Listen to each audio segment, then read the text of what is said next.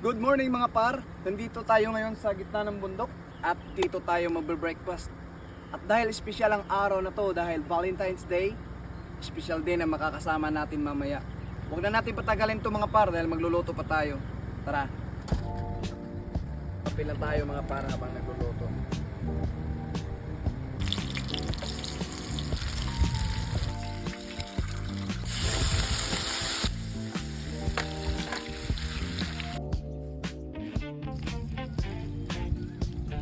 So ayun nga par, dahil espesyal ang araw na to kasi Valentine's Day, espesyal din ang mga tao na makakasama ko, yung mga anak ko, tsaka yung asawa ko.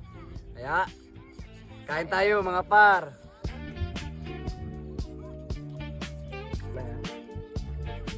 Kaya nga pala, sa mga kababayan natin dito sa Thailand, mga par, kung trip nyong longganisa, tocino, chorizo, i-contact nyo lang sila Australia ng Thailand.